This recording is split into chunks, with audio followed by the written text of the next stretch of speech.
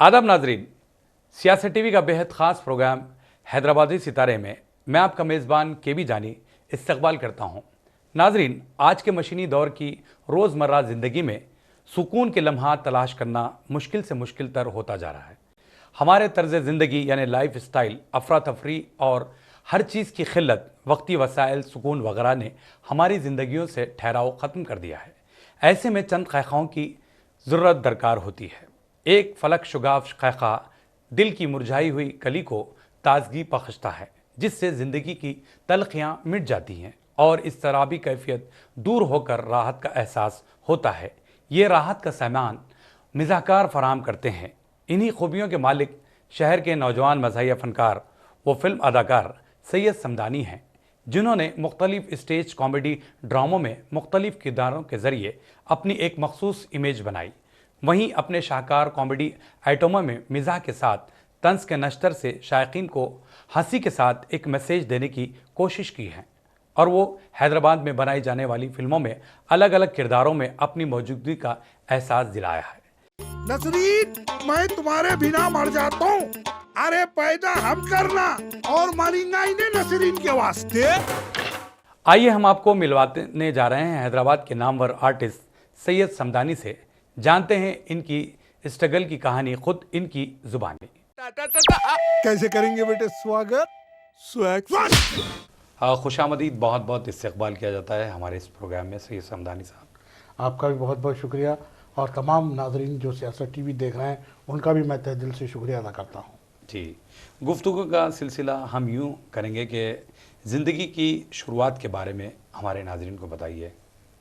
ज़िंदगी की शुरुआत जैसे एक आम आदमी कॉमन आदमी की होती है, अल्हम्दुलिल्लाह मेरी भी बची हुई।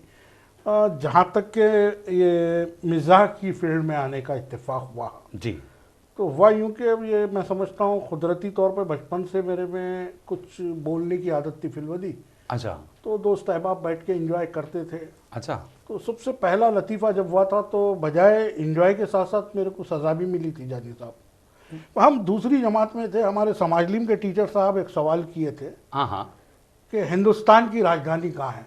हाँ फ़ौरन मैं हाथ उठा के जवाब दिया हमारे स्कूल के पीछे। एक्चुअली मेरा स्कूल जो है जी ये ओल्ड फिलखाना, कदीम फिलखाना है जी, और हमारे स्कूल के एकदम पीछे जो है राजधानी होटल है। अच्छा तो मासूम था, जहन था मेरा। तो टीचर थोड़ी देर के लिए मुस्कुराए, उसके बाद बेंच पे खड़ा कर दिए बहुत देर तक के। अच्छा, और सब बच्चे एंजॉय कर रहे थे, हंस रहे थे बस। तो बाद में मालूम हुआ कि मैं इतना बेतुका जवाब दिया था कि स्कूल के पीछे। तो वहीं से शुरुआत। उसके बाद फिर हम जैसे थोड़ा सा होश संभाले तो पिक्चर वगैरह देखने जाते थे दोस्तों के साथ। अच्छा, और वो दोस्तों के साथ बैठे बैठे कुछ डायलॉग जब फिल्मी पर्दे पर देखते थे तो फिल्मदी कुछ ना कुछ मुंह से निकल जाता था। अच्छा, तो वो ऐसे जुमले होते थे, न सिर्फ मेरे साथ ऐसे दोस्त इंजॉय करते थे बल्कि जहाँ तक कि मेरी आवाज़ यानी कि अगली पिछली सीट वाले भी इंजॉय करते थे। अच्छा, या जरा मिसाल के तौर पे हम लोग डॉन पिक्चर देखने गए थे। हाँ हाँ, तो वहाँ पर जो है डायलॉग हुआ था, डॉन को तो 11 मुल्कों की पुलिस ढूंढ रही। तो मैं बेतुका बोल दिया, अरे मौला तेरे को शर्म नहीं आ रही? अरे पुलिस तेरे को ढूंढ रही, शर्म के मारे जो है घर में छुपने की बजाय बोल लेते फिर ना लोगों को। अच्छा है। तो यानी कि फिल्वदी बोलने की आपको आदत रही है? आदत रही है। अच्छा, तो ऐसे बहुत सारे जुमले हैं, जैसे कि आपके शोले पिक्चर आपने देखी होगी। जी, क्या है सब शोले पिक्चर में? हाँ, तो जब गब्बर सिंह कब है होली बोल के बोला, इतने बड़े बड़े डाके मार रहे हैं यार वो। हाँ, एक 2 रुपए का कैलेंडर नहीं, उस जमाने में 2 रुपए में कैलेंडर आ जाता था। हाँ, कब है होली पूछ रहा, अंकु एक से दूसरा जोड़ा दिए और लूटने भी जा रहा रामगढ़। एक ऐसे गांव में लूटने जा रहा बेचारा जहाँ पर सब मजदूर पेशा गरीब लोग हैं। साहब लूट के क्या ला रहा? प्याज, जवारी, मुर्गायों के टोकरे। सही है। तो ये चीजें देख के मैं जो है, जब फिल्मों की स्टोरी भी मेरे से तबसरे करवाते थे दोस्त। अच्छा, अरे भाई शोले में आपका क्या मशवरा है? बोला मैं तो वो अगर मैं उसके गिरोह में रहता हाँ, तो गब्बर सिंह को पकड़वा देता था। उस जमाने में 50,000 बहुत बड़ी रकम थी। बिल्कुल साहब, सही है। और ये प्याज लूटने वाले को, आलू लूटने वाले को उस जमाने की हुकूमत 50,000 रुपये इनाम रखी। सही है। अच्छा है, बहुत जबरदस्त। तो ये मतलब ऐसा ये सिलसिला यहाँ से शुरुआत हुई।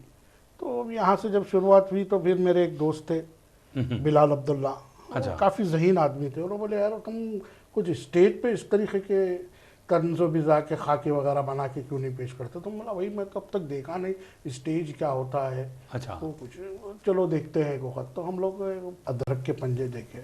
अरे बोला ये काम तो हम बआसानी रोड कर पे सकते चलते हैं। फिरते कर रहे हैं, जी जी। और इसको अगर हम थोड़ा सा तरतीब दे के स्टेज पे जो है ड्रामे की शक्ल में पेश कर सकते हैं। तो 1991 में ये तमाम मिजाज की चीज़ों को, यानी कि एक मैं तो ये बोलूँगा जानी साहब कि फ़नकार जो होता है कुदरती तौर पर हिस्सा तबीयत का होता है। तो मतलब आसपास जो भी माहौल को हम महसूस करते हैं उसको अपने अंदाज में मैंने जो है तरतीब दिया और एक उसको ड्रामे की शक्ल देके हमारे दोस्त के सामने रखा। काफ़ी ज़हीन पढ़े लिखे काबिल इंसान थे वो। तो उन्होंने कहा कि बेहतरीन ड्रामा है भाई, क्योंकि इसमें जो है समाज की वो बुराइयों पर भी आपने जो है वो बहुत अच्छे से तनकीद की। जैसे कि उस ज़माने में जहेज़ की लालच, और हमारे हैदराबाद की तकरीबन बच्चियां दुबई वगैरह दे देते थे जी जी। जहेज़ की, मतलब जो है वो मांगे पूरी नहीं करने वाले जो वालिदैन गुर्बत के मारे थे। तो वो तमाम चीज़ों को और समाज की ऐसी कुछ बुराइयों को सुलगते मौजू पर सुलगते आपने मौजू को जी कदम तो उठाया। ड्रामे की शक्ल देकर हमने उस ड्रामे को हंसी के डल्ले के नाम से गांधी भवन में 1991 में पेश करे। हंसी के डल। हंसी के डल्ले। तो उसमें मेरे स्कूल के कुछ साथी थे जो फिर बाद में कोई दुबई चले गए, कोई अपने बिजनेस में, बहरहाल सब अलग अलग हो गए। अच्छा, हंसी के डल्ले का जहां आपने जिक्र किया, जी। जो पहला प्ले था उसमें आपका रोल क्या था? मैं उसमें मेन किरदार करा था। अच्छा। मैं एक मजलूम बाप रहता हूँ। अच्छा। मेरी लड़की की शादी का मसला रहता है, सब्जेक्ट ये था। और जो है उसमें मैं अखबार में इश्तिहार दे देता हूँ। तो मुख्तलिफ़ किस्म के किरदार जो है रिश्ते के वास्ते मेरे पास आते हैं। उसमें जहेज़ के लालची भी होते हैं और कुछ लोग जो है शादीशुदा भी होते हैं। कुछ इस तरीके के जो है किरदार आते हैं और मुख्तलिफ़ अंदाज में जो है घुमा फिरा के फिर वही जहेज़ का मौजू ला के जो है रख देते हैं। अच्छा समदानी साहब, हंसी के डल्ले जो आपने ड्रामा बनाया था जी। उसको फिर आगे क्यों नहीं ले जा पाए, या फिर आपके साथी जो आर्टिस्ट थे जी। वो आपका साथ नहीं दे पाए, क्या वजह रही? फिर उसके बाद आपने दूसरे प्लेस के साथ जुड़ना शुरू हुआ। जी। तो इसकी वजह ये हुई कि हंसी के डल्ले जो प्ले था मेरा 89 जी। 90 में जो है फिर मेरे जो साथी थे, हाँ। जो मतलब एक शौक़ था हम लोगों को करने का, तो वो साथी सब अपने अपने जैसा बिजनेस में लग गए। 2 साथी बाहर चले गए सऊदी वगैरह, अच्छा। और 2 साथी इधर उधर हो गए। और फिर हमारी भी 92 में शादी हो गई। अच्छा। तो फिर हम भी अपनी जिम्मेदारी में लग गए। मगर अच्छा। ये जो अंदर से जो क्या बोलते हैं आपको जरासीम जो होते हैं, जी जी। वो हमारे को खामोश बैठने नहीं दिए, तो कुछ ना कुछ करते रहते थे। अच्छा। तो वो एक इत्तेफाक ऐसा हुआ कि 93 या 94 की बात बता रहा हूँ मैं आपको।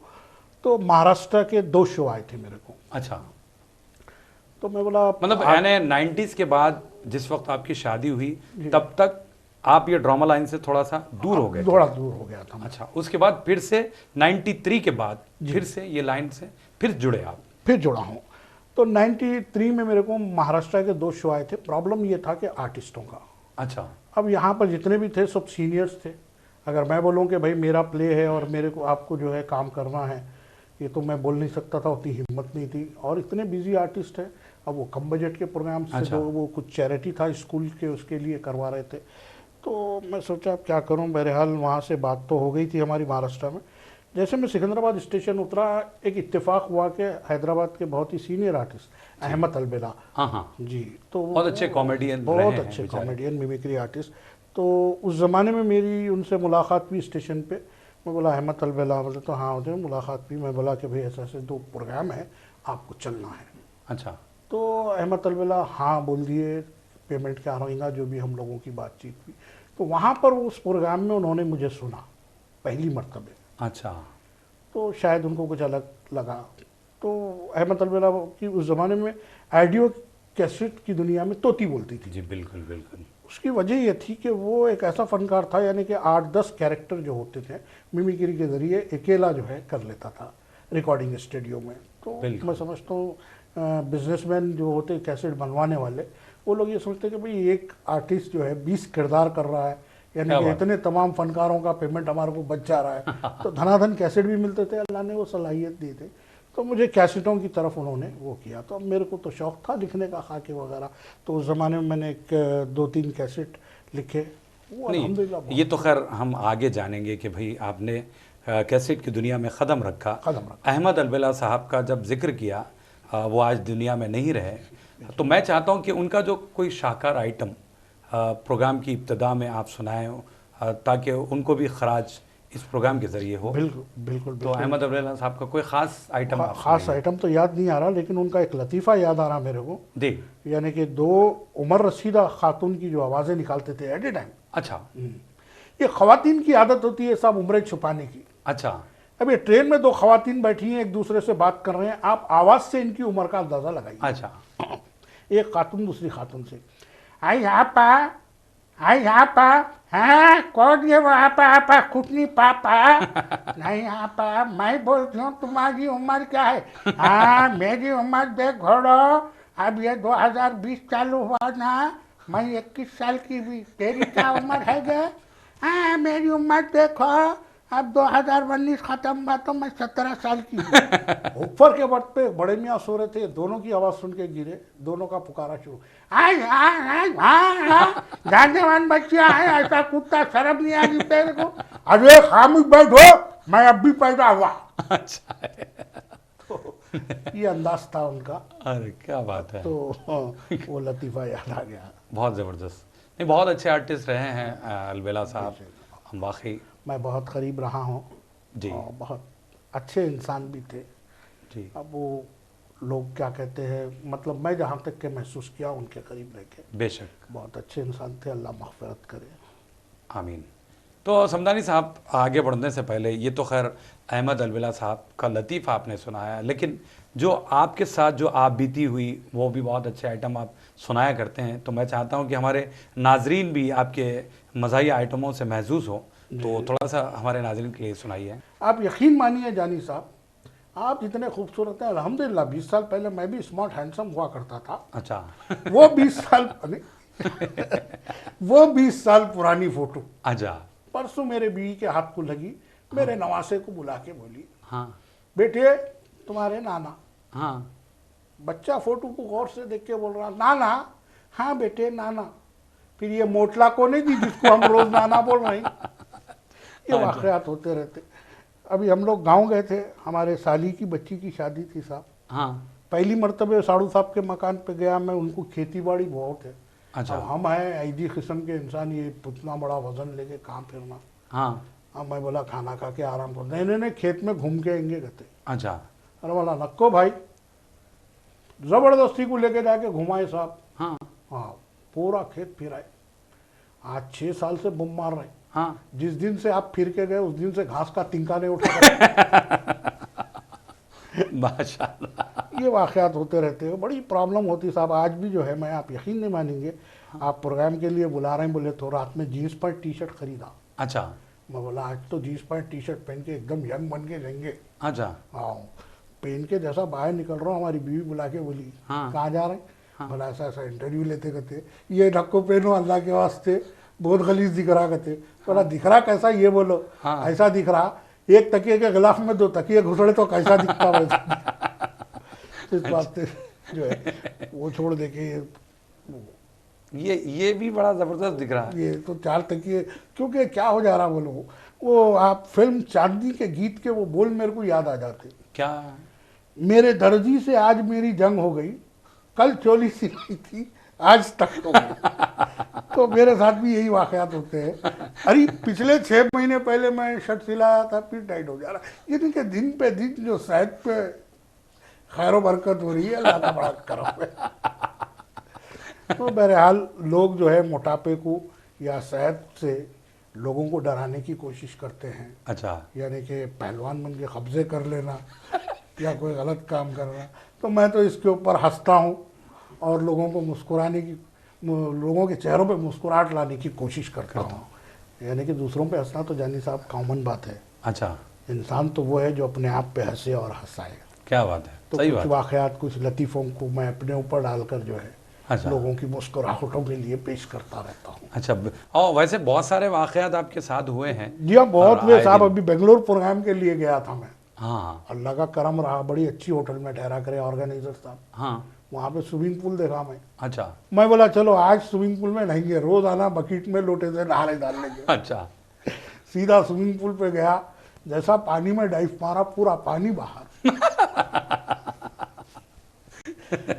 जब भी स्विमिंग पूल खाली करना है आपको वो लोग याद करते होंगे, अरे भाई क्या आदमी आके चलेगा भाई। मैं अपने रूम में गया, फिर अच्छा। रूम में गया, रूम भाई को बुलाया, हम बोला भाई आज शाम में तो प्रोग्राम है, हाँ। ये कपड़े इस्त्री करवा के लेके आ जा। अच्छा। रूम भाई 2 मिनट के बाद साहब कपड़े लेके आके मेरे मुंह पे ऐसा फेंका। हाँ। हरी बोला क्या रे भाई, बेंगलुरु में कपड़े इस्त्री नहीं हो रहे, प्रेस नहीं हो रही? हाँ। कपड़े हो रहे ना साहब, ये डेरे शामियाने कौन करेंगे? बोला चल भाई वैसी पहन ले, तो बोल के रूम भाई को बोला, निकल के मैं बोला हेयर सैलून जाएंगे। अच्छा। मैं बोला भाई दाढ़ी बनाना है, तुम्हारे हाथ जोड़ता हूँ साहब, हाँ। इससे पहले भी तुम आके मेरे पास बनाई, इससे पहले बनाया था। अच्छा। बोला तो क्या हुआ, जब भी पैसे दिया अभी भी पैसे दे रहा हूँ। हाँ। नहीं आपके पैसे नको साहब, हाँ। 6 वस्तरे मुंडो के 8-8 दिन का टाइम लेते जी, इतना बड़ा मुंह लेके फिर रही, तुमको शर्म नहीं आती? अच्छा। शेविंग भी घर में हो, बड़ी परेशानी होती साहब, अच्छा। ये मोटापे की वजह से। तो ये चंद वाकयात कुछ लतीफे आपके साथ जो हुए हैं, जो हो रहे हैं। कुछ लोग भी आपको याद करके बुलाए थे, वो भी सुना दीजिए हमारे नाज़रीन। अरे साहब ये तो बड़ा दिलचस्प वाकया है। वली में शादी वगैरह के प्रोग्राम उस ज़माने में करते थे, अभी तो लॉकडाउन के बाद से ख़त्म हुए प्रोग्राम। तो एक नौजवान सुबह सुबह मेरे को मिला बाइक के ऊपर। हाँ। अरे बाइक पे आके बोला अंकल बैठो। हाँ। अरे मैं बोला बेटे मैं आपको पहचाना, मैं आपको अच्छा पहचानता हूँ, शादी में आप सुनाई दे नहीं।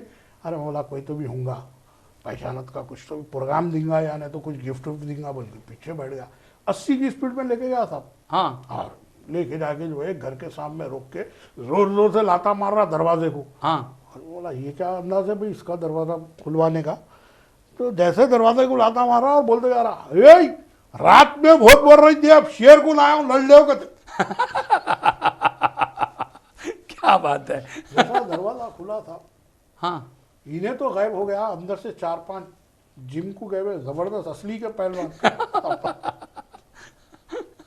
वो तो अल्लाह का बहुत बड़ा करम है, मेरे अखलाक इतने अच्छे हैं। हाँ। वो अखलाक की वजह से मैं जो है सही सलामत घर को आ गया, वरना न्यूज़ ही आती थी आपकी। वो बेहतरीन अखलाक है साहब मेरे। माशाल्लाह, जी हाँ। बहुत अच्छी बात है। आप सोच रहे होंगे इतने अच्छा अखलाक की वजह भी हो सकती। वजह क्या है साहब? वजह ये है साहब, ना तो मैं किसी से लड़ सकता हूँ ना तो भाग सकता हूँ। तो जो भी है आप माफ़ी चाह लेते हैं। अरे अखलाक है। क्या अखलाक है। तो अब बहुत सारी आपसे बातें भी होंगी, बहुत सारे आपके कॉमेडी आइटम भी हम सुनेंगे। तो नाजरीन कहीं जाइएगा नहीं, मिलते हैं एक मुख्तसर से वक्फे के बाद।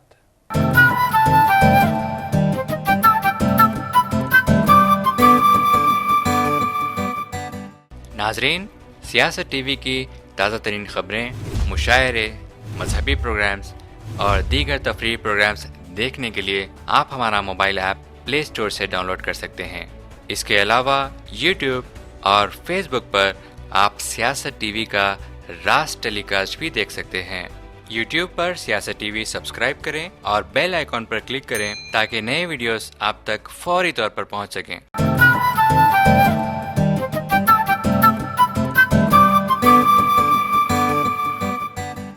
वक्फे के बाद आप सभी का हम खैर मकदम करते हैं हैदराबादी सितारे प्रोग्राम में। हम बात कर रहे हैं हैदराबाद के नौजवान मज़ाहिया फ़नकार और फिल्मों से जुड़े हुए बहुत ही बेहतरीन आर्टिस्ट सैयद समदानी साहब से।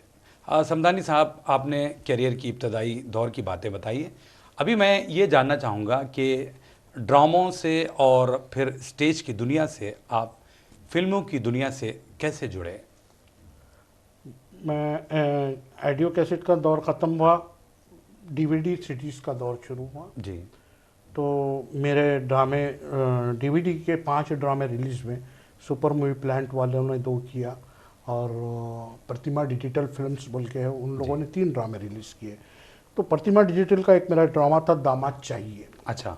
जो हंसी के डल्ले मैंने आपसे पहले ड्रामे का वो किया था, उसी जो है खाके को जहन में रखते हुए ये ड्रामा को मैंने वीडियो सीडी बनाई, अच्छा बिका उस ज़माने में।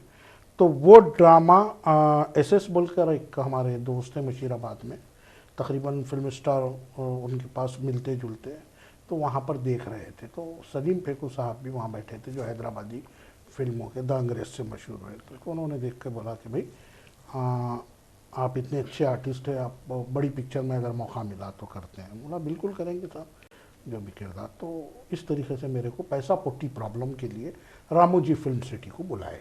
अच्छा। तो वहाँ पर मुझे किरदार दिया गया था, मतलब कोई वहाँ पर विलन का कैरेक्टर था जो छक्का टाइप रहता, साड़ी ब्लाउज वगैरह पहनना। अच्छा। अब ये पूरे बाल साफ करो, ये हाथों पे बाला है, ये है वो है। तो मैं वो माजरत में बोला माफ़ी चाहता हूँ साहब, ये किरदार मैं नहीं करूँगा। अच्छा। तो बाजू कोई बैठे हुए थे, तो वो बोले कि भाई एक मौलवी साहब का कैरेक्टर है, वो करते क्या? अच्छा। तो बोला ये तंजिया तो नहीं बोल रहे। तो इस ख्याल से मैं बोला कि कर लूँगा भाई, अगर मौलवी साहब का कैरेक्टर, ये कैरेक्टर मैं नहीं करूँगा। वैसे बाबा आप क्या काम करते हैं? मैं कंप्यूटर सॉफ्टवेयर इंजीनियर हूँ, कॉल सेंटर में जॉब करता हूँ। बड़ी खुशी की बात है बाबा, मगर आप इन बदमाशों की सोबत में रहे तो समझो आपकी भी जिंदगी तबाह और बर्बाद हो गई। तो मैं बोला तंजिया तो नहीं बोल रहे ना आप? हाँ। तो वहाँ पर सलीम फेकू एक जुमला बोले कि भाई ऐसी बात नहीं है, समदानी वो आर्टिस्ट हैं जिन्होंने उस ज़माने में आवाज़ बेची। इनके बहुत अच्छे कैसेट चलते थे अहमद अलबेला के साथ, अच्छे आर्टिस्ट है। तो बहरहाल वो के काम मेरे को मिला। तो अच्छा। वहाँ से मेरी फिल्मों की शुरुआत हुई। तो पहली फिल्म आपकी पैसा पैसा पुट्टी पुट्टी प्रॉब्लम। उसके बाद फिर दूसरी पिक्चर आपके ये इजी मनी। फिर तीसरी पिक्चर हमारे मरहूम तौफीक साहब जो हाल ही में इंतकाल हुआ, उनकी फिल्म थी सुल्तान टाइगर करके। अच्छा। उसके बाद फिर कलर फोटो। हाँ। ये सीखो एक हफ्ते तक। ये गाड़ी से क्या सीखू जी बाबा? अरे तुरपई रे तुरपई, ये हाथ है ऐसा जाना खान के बाजू से, ऐसा नहीं। बिल्कुल। कलर फोटो का जब आपने जिक्र किया, उसमें वालिद का किरदार बखूबी निभाया। शुक्रिया। माशाल्लाह, बहुत ज़बरदस्त वो कैरेक्टर था। लुंगी डांस, ये देख lungi dance, lungi dance, lungi dance, lungi dance, solid lungi uncle. Dance. हाँ लेकिन मैं ये जानना चाहूँगा कि जब आप फिल्मों से जुड़े तो किस तरह के रोल आप करना पसंद करेंगे? अभी इत्तेफाक नहीं हुआ कि मैं अपनी पसंद से रोल करूं, ना मैं उस काबिल बना। अभी जो भी मिल गया कर लिया, अभी तक के जो हुआ। मेरे को मालूम है रे, मैं तेरे को नहीं पकड़ सकता, मगर तू सोच, अगर तू किसी दिन मेरे हाथ को लगाना तो मैं तेरा क्या हाल करूंगा। इसका मतलब ये हुआ कि आप उतना कॉन्फिडेंस अभी नहीं आया कैमरे के सामने? नहीं, या मेरे फिर- को कॉन्फिडेंस आ गया, मतलब मैं जो चाह रहा हूँ वो काम सामने वाले दें, ये ज़रूरी नहीं है। तो बहरहाल जो भी काम मेरे को मतलब ये सोचो कर मिल गया तो वो कर लिया। अब जैसा कि कलर फोटो में हीरो के वालिद का किरदार था, यानी कि एक ज़िम्मेदार बाप जो है अपने बच्चों की तरबियत करना चाहता है और बच्चे माहौल के हिसाब से बिगड़ने की कोशिश करते हैं, बिगड़ते रहते हैं। तो हत्तल इम्कान एक ज़िम्मेदार बाप जैसा बच्चों की तरबियत चाहता है, वो कैरेक्टर था, वो करने की कोशिश किया हूँ मैं। तो इसका मतलब ये हुआ कि आप अखलाक के दायरे में रह कर काम करते हैं, जिस तरह आपने बताया अभी जो वाक़या हुआ था आपके साथ कि ना मैं लड़ता ना भागता, लिहाजा अखलाक से काम। अखलाक तो लेकिन आपकी जो ख्वाहिश है वो तो आप बता सकते हैं, अगर कोई डायरेक्टर आपको ऑफर करे कि भाई आपको ये रोल करना है। अभी अगर मेरी ख्वाहिश है तो अब ऐसा है कि मैं ऐसा कोई रोल करना चाह रहा हूँ, ऐसा कोई किरदार जिससे हमारी कौमी एकजहती को बढ़ावा मिले। अच्छा। जी हाँ, यानी कि ये जो आपस में जिस तरीके से आजकल सोशल मीडिया पे नौजवान जैसे भी मौका मिलता है दिलों को तोड़ने वाली बातें करते हैं, ना जाने क्या क्या करते हैं, जिससे एक दूसरे के लिए नफ़रत का जो है माहौल बना हुआ है। तो मैं कोई एक ऐसा किरदार करना चाह रहा हूँ जो किरदार तमाम मज़ाहब की इज़्ज़त करता, तमाम मज़ाहब का एहतराम करता और तमाम को जो है एक नज़र से देखता, ताकि इस किरदार को देखकर लोगों के जहन इस तरीके से बन जाए कि वाकई उल्लमा इकबाल साहब ने क्या खूब कहा कौमी तराने में कि मज़हब नहीं सिखाता आपस में बैर रखना, हिंदी है हम वतन हिंदू सिता हमारा। तो ऐसे किसी किरदार की ख्वाब को देखना तो हर इंसान के बस की बात है, बेशक। और अल्लाह से उम्मीद है ये ख्वाब हो सकता है, शायद पूरा भी हो, बिल्कुल। क्योंकि मायूसी कुफ्र है। बेशक। आप इसी पर तो आप डिपेंड है कि भाई इसीलिए तो आप माशाल्लाह तन ताज़े होते जा रहे जी हैं। बिल्कुल बिल्कुल। मायूसी कुफ्र है। मायूसी कुफ्र है साहब, क्योंकि मेरा शुरू से यही है, हंसते रहो, मुस्कुराते रहो, कह कह लगाते रहो, जी। क्योंकि जो बाज़र्फ होगा वही ज़रीफ होगा। आहा, अल्लाह ने जो नेमतें दी है शुक्र अदा करो, जो नहीं है उसके पीछे रो मत। क्या अगर बात खुश है। रहना है तो बस खत्म। बिल्कुल। ये चीज़ को मैंने अपनाया। जी, लोग बिल्कुल। बोलते हैं अरे यार वो लोग तरक्की कर रहे हैं, फला कर रहे हैं, मैं भी अल्हम्दुलिल्लाह। अरे कोरोना में लाखों मर गए फिर भी जिंदा हूं, इससे करोड़पतियां बेडों के वास्ते जो है बाहर लाइन में नोटा लेके ठहरे हुए, तो बेड नहीं मिल रहा दवाखानों में। ये अल्लाह पाक का करम है, मेरे पास पैसे ही नहीं है तो मेरे को कोरोना। तो जो नेमतें मैसर हो रही हैं, जो अल्लाह नवाज रहा है, उनका शुक्र अदा करो। बेशक सही बात है। लेकिन आपने हंसी की बात कही, तो आज के दौर में हंसी की कितनी अहमियत है?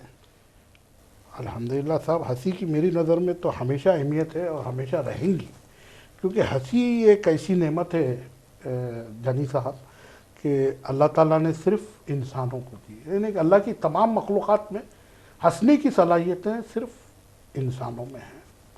तो हंसते रहो, मुस्कुराते रहो। मुस्कुराते रहो, कह कह लगाते रहो, खुशियाँ बांटो, खुशियाँ लूटो। क्या बात है। और क्या बोलूँ मैं आपको, बहरहाल जैसा पिछली बातों में कहा मैं, जो नहीं है उसका अफसोस मत करो, जो है उसका शुक्र अदा करो, हंसते रहो बस। क्या बात है। न जाने ज़िंदगी की शाम कब हो जाए।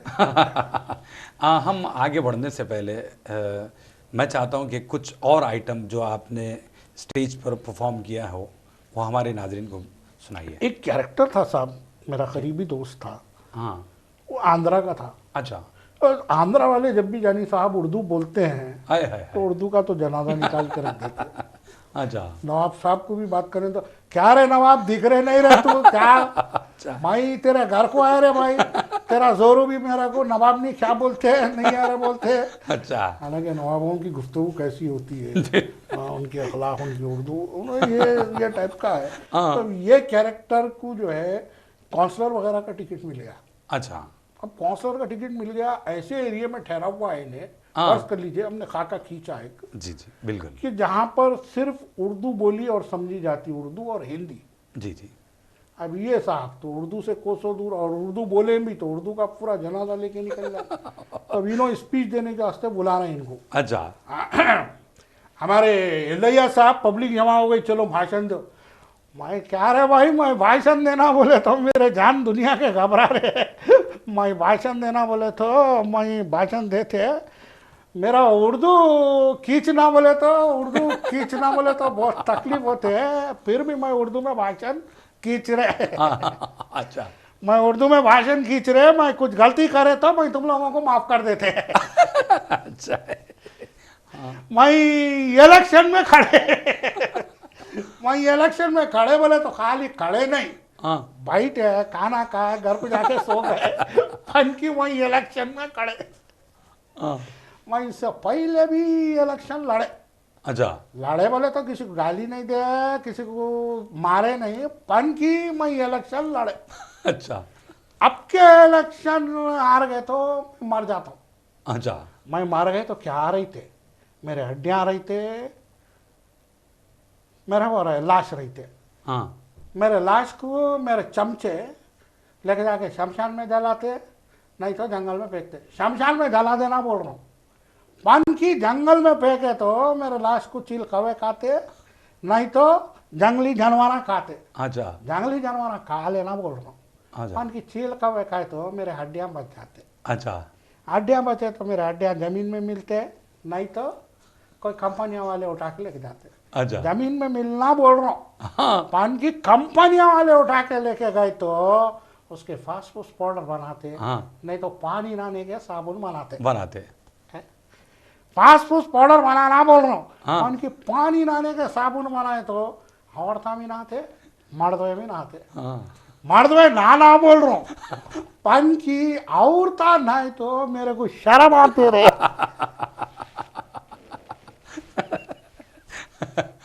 क्या बात है, ज़बरदस्त। अच्छा समदानी साहब, हालिया दिनों हम देखते हैं कि लॉकडाउन हुआ, जिसकी वजह से कंपनी से लेके हर कोई इससे मुतासिर रहा, इवन आर्टिस्ट हजरात भी।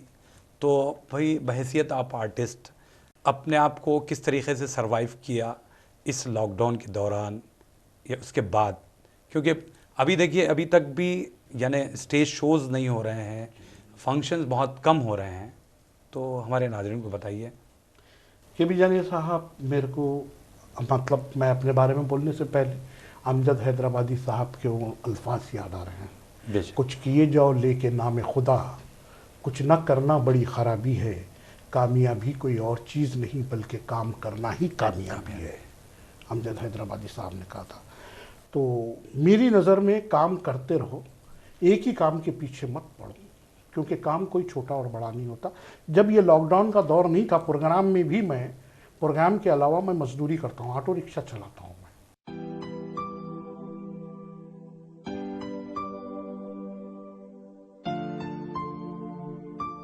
आपको मालूम होना चाहिए। जब प्रोग्राम आता है तो प्रोग्राम में चला जाता हूँ, अपना परफॉर्मेंस दिए। सेकेंड डे अगर प्रोग्राम नहीं रहा तो मेरे को तकलीफ नहीं होती, क्योंकि इस दुनिया में अल्लाह ताला ने कई जरिए बनाए रोज़गार हासिल करने के। बेशक। तो आप अपनी सहूलत अपने तरीके से जो है 1 से 4 कामों पे तवज्जो अगर देते हैं तो आपको परेशान होने की ज़रूरत नहीं है, मेरा अपना ऐसा मानना है। तो मैं जो है रोज़ाना अल्हम्दुलिल्लाह जब निकलता हूँ तवक्कल अल्लाह, तो गुजारा हो जाता। क्या बात है, अल्लाह पाक के करम से जी। बिल्कुल। तो ये तो नौजवानों के लिए एक मिसाल से कम नहीं। जी हमारा जो आखिरी राउंड होता है जी। वो रैपिड फायर, उसका नाम हमने दिया है चलते चलते। अच्छा जी। तो इसमें होगा ये कि आपको सिर्फ 3 सेकंड में अपना जवाब देना होगा। आप तैयार हैं? सबसे पहले घर में सबसे ज़्यादा गुर्राटे कौन मारता है? मैं मारता हूँ कहते। अच्छा, किसी में इतनी हिम्मत नहीं है? किसी में हिम्मत नहीं है साहब। अच्छा, घर में लॉकडाउन के दौरान किसने ज़्यादा तंग किया?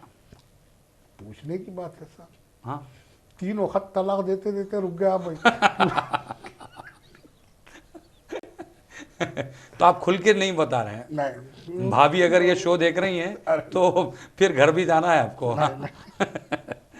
अच्छा, आपके खाने के क्या औकात हैं? 3 टाइम या? मेरे को ये समझ में नहीं आता खाने के औकात क्यों मुकर्रर कर रखे हैं आप लोगों ने। हाँ, अरे खाना एक ऐसी चीज है, जब मिल गया खा लो, जब मिल गया खा लो। आप वक्त मुकर्रर करके रखे, सुबह का नाश्ता, दोपहर का खाना, शाम का डिनर। अच्छा, आपका पसंदीदा स्पोर्ट्स? मैं चितपट खेलता हूँ। वो क्यों? अरे साहब, क्रिकेट में फुटबॉल में कितनी मेहनत लगती, कौन उठे कौन। अच्छा, जिंदगी में सबसे ज़्यादा किसको पसंद करते हैं? मैं खाने को पसंद करता हूँ साहब। अच्छा, खाना खजाना, खाना सोना। खाना सोना, खाना खजाना है मेरे लिए। अगर कोई बोले खजाना मिल रहा बोले तो मैं खाने को तरजीह दूंगा, खजाने को नहीं, खाना। अच्छा अच्छा, पसंदीदा खाना? अरे जो मिल गया खा लो, सब पसंदीदा ना पसंदीदा क्या जी। हम शुक्रगुजार बंदे हैं, ना शुक्र है क्या? ये नहीं खाते वो नहीं खाते। हाँ। अरे आप इडली के साथ बिरयानी दो, मिला के खाता हूँ दोनों। क्या बात कर रहे हैं, कुर्बानी के मिठे में सांभर डाल के खा लेता हूँ। माशाल्लाह, सेहत का तो आप काफ़ी अच्छा ख्याल रखते हैं, अल्हम्दुलिल्लाह। अच्छा, आपको अगर 10वें फ्लोर पे, 10th फ्लोर पे अगर दावत दी जाए जहां लिफ्ट की सहूलत ना हो, वो दावत आप कबूल करते हैं या नहीं? एक शर्त पे करते साहब, हाँ, उतरे बाद फिर 2 वक्त की दावत देना। अच्छा, आखिर में आधी रात का वक्त है, आप शदीद बोर हो रहे हैं, ऐसे में आप किसको कॉल करेंगे? कोई कॉल नहीं करते, बावर्ची खाने में जाते, भगोने ढूंढते, हंडियाँ ढूंढते, नहीं मिला तो फिर जो है होटला वोटला कुछ। अरे क्या बात है। तो बहुत बहुत शुक्रिया समदानी साहब, आप आए, इतना वक्त दिया। तो नाजरीन, आज के लिए इतना ही। एक और ताबिंदा सितारे के साथ आपकी और हमारी मुलाकात होगी हैदराबादी सितारे प्रोग्राम में। आप अपने दोस्त और होस्ट के बी जानी को इजाज़त दीजिए। अल्लाह हाफिज़।